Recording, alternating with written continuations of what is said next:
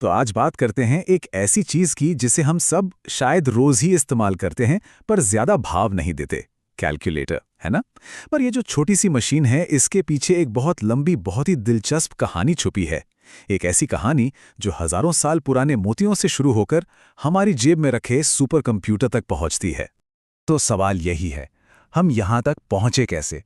सोचिए, एक तरफ वो हजारों साल पुराना एबेकस है और दूसरी तरफ आज का स्मार्टफोन, जो असल में एक छोटा मोटा सुपर कंप्यूटर ही तो है।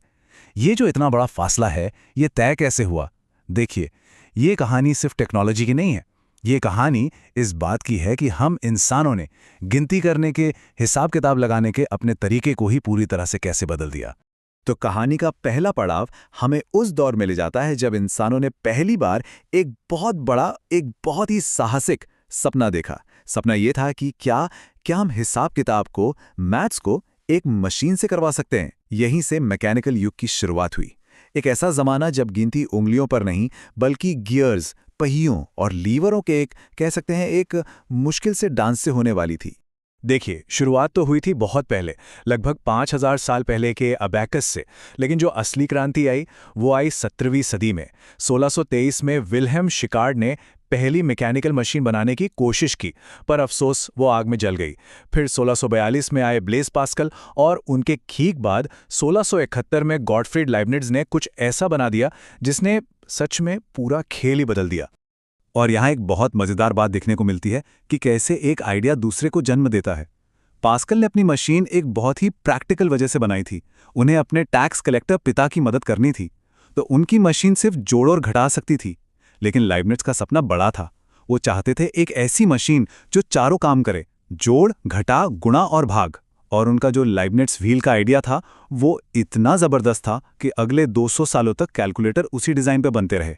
तो 17वीं सदी में ये प्रोटोटाइप तो बन गए, लेकिन उसके बाद लगभग 150 सालों तक ये मशीनें बस लैब तक ही सिमट कर रह गईं, आम लोगों तक नहीं पहुंची। लेकिन फिर एक ऐसा आविष्कार हुआ जिसने कैलकुलेटर को लैब से निकालकर ऑफिस की टेबल पर रख दिया और इसे एक एक करके बनने वाले खिलौने से एक पूरी इंडस्ट्री बना दिया। और उस आविष्कार का नाम था एरिस्मोमीटर। 1820 में थॉमस डी कोलमार ने इसे पेटेंट करवाया और 1851 से इसका कमर्शियल प्रोडक्शन शुरू हो गया। और यही इसकी खास बात थी। ये पहली ऐसी मशीन थी जो इतनी मजबूत और भरोसेमंद थी कि उसे रोज-रोज ऑफिस में इस्तेमाल किया जा सके। इसने सही मायनों में कैलकुलेटर इंडस्ट्री की नींव रखी। पहली बार कंपनियों के पास मुश्किल से मुश्किल हिसाब को ऑटोमेटिक करने का एक पक्का तरीका था। उस जमाने के लोग इस टेक्नोलॉजी को देखकर कितने हैरान थे, इसका अंदाजा 1857 के इस मैगजीन के कोट से लगता है। लोग इसे सिर्फ एक मशीन नहीं मान रहे थे, बल्कि इसे सोचने वाला पदार्थ कह रहे थे। जरा सोचकर देखिए, गियर्स और लीवर्स को एक मुश्किल मैथ प्रॉब्लम सॉल्व करते हुए देखना। उस वक्त के लोगों के लिए ये किसी जादू से कम नहीं रहा होगा। तो सवाल ये है कि ये जादुई मशीन काम कैसे करती थी? हैरानी की बात है कि इसे चलाना बहुत ही आसान था।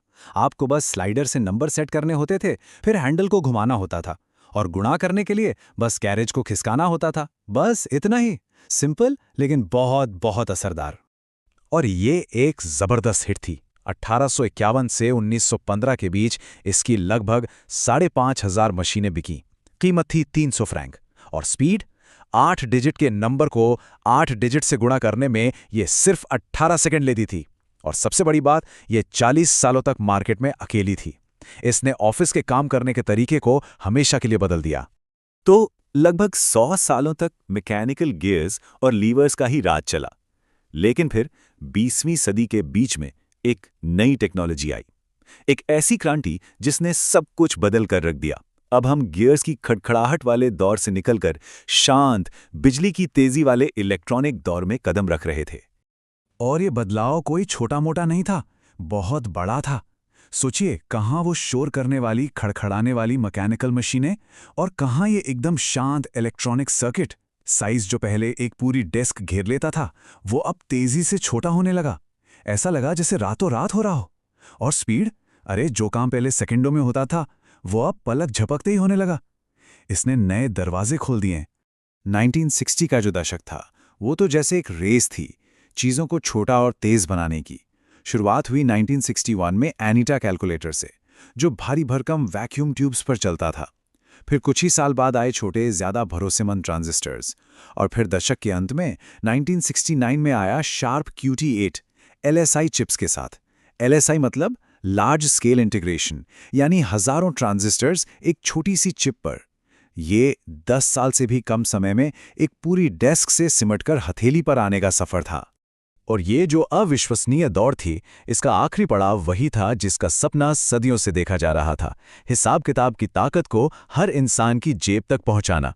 कहानी अब अपने क्लाइमैक्स पर पहुंच रही थी, एक ऐसा मोड़ जो साइंस, बिजनेस और हमारी रोजमर्रा की जिंदगी सबको बदलने वाला था। और फिर 1972 में वो सपना सच हो गया, जब हेवलेट पैकार्ड ने HP 35 लॉन्च किया। ये दुनिया का पहला साइंटिफिक पॉकेट कैलकुलेटर था। सदियों की जो मेहनत थी, जो खोज थी गणना को ऑटोमेटिक और आसान बनाने की, वो आखिरकार पूरी हो गई थी। एक पूरे कमरे जितनी कंप्यूटर की पावर अब एक शर्ट की जेब में आ सकती थी। इसके बाद दुनिया पहले जैसी नहीं रही है। तो इस पूरी कहानी का मतलब क्या है? देखिए, कैलकुलेटर का असर सिर्फ नंबर जोड़ने या घटाने से कहीं कहीं ज्यादा गहरा है। इसी ने मॉडर्न पर्सनल कंप्यूटर की नींव रखी। इसने साइंस, इंजीनियरिंग और बिजनेस में क्रांति ला दी। ऐसी ऐसी कैलकुलेशन मुमकिन हो गईं जो पहले सोची भी नहीं जा सकती थीं। इसने कंप्यूटिंग की ताकत को आम आदमी तक पहुंचाया। और शायद सबसे बड़ी बात यह है कि इसने ये साबित कर दिया कि इंसान के दिमाग जैसी पेचीदा चीज को भी, उसकी सोचने की प्रक्रिया को भी मशीनों से दोहराया जा सकता है। ये आर्टिफिशियल इंटेलिजेंस की तरफ उठाया गया एक बहुत बड़ा कदम था। तो आखिर में ये कहानी हमें एक बहुत ही दिलचस्प सवाल के साथ छोड़ जाती है। हिसाब किताब लगाना, यानी कैलकुलेशन, हमारे दिमाग के पहले कामों में से एक था जिसे हमने मशीनों को सौंपा। अब जब हम AI के ज़माने में जी रहे हैं, तो सवाल ये है कि हमारे दिमाग का वो आखिरी काम कौन सा होगा जिसे हम मशीनों को सौंपेंगे? क्या वो क्रिएटिविटी होगी, या इंट्यूशन, या फिर चेतना? ये एक सोचने वाली बात है ना? हमारे साथ जुड़ने के लिए शुक्रिया।